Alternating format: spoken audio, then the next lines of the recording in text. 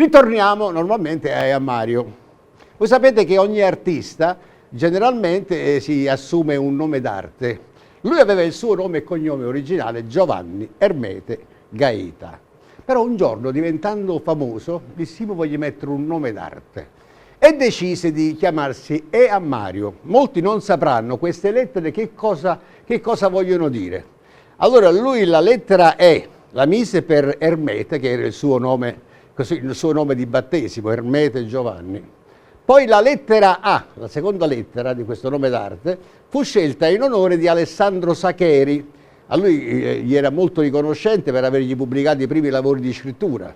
E poi Mario, l'ultimo nome che si mise, Mario fu messo in onore di un mazziniano che era un suo idolo, il patriota Alberto Mario. Ecco come nacque questo pseudonimo di Giovanni Ermete Gaeta, Mario. Ritorniamo alle canzoni.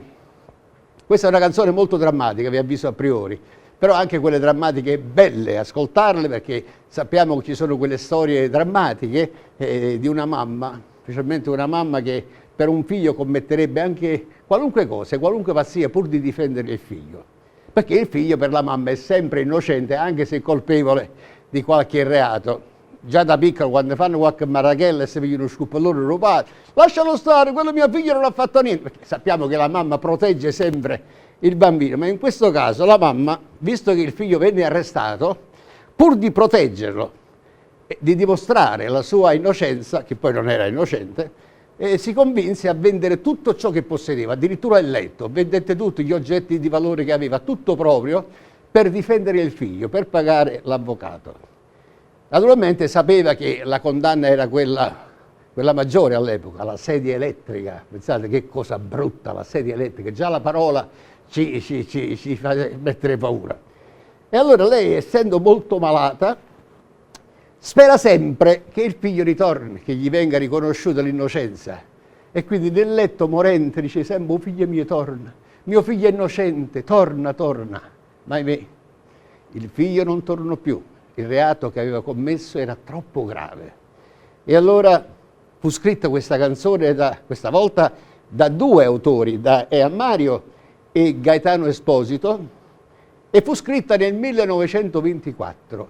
Il titolo è proprio A segge elettriche, che sarebbe poi il sottotitolo di Mamma sfortunata. La canta la signora Raffaella De Simone.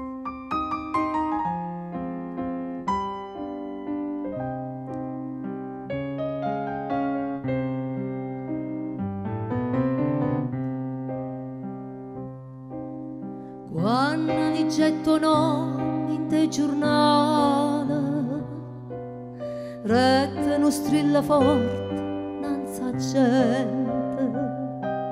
No, non io vero, figlia mia innocente. Chi l'ha accusato fa un'infamità.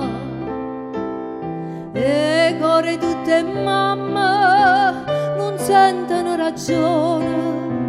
Se figlio non so buona, nessuno ci può dire, ma che la mamma si accorgetta subito, con bomba senza elettrica, o figlia va a morire.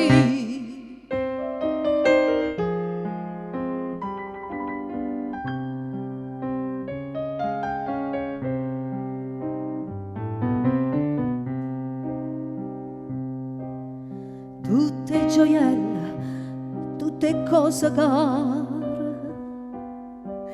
che stavano nude e che la s'ambignata, sperando che parole l'avvocato facesse a suo figlio ritornare.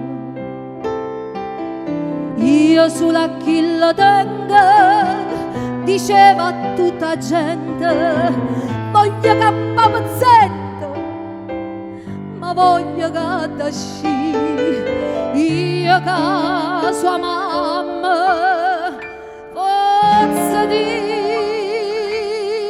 che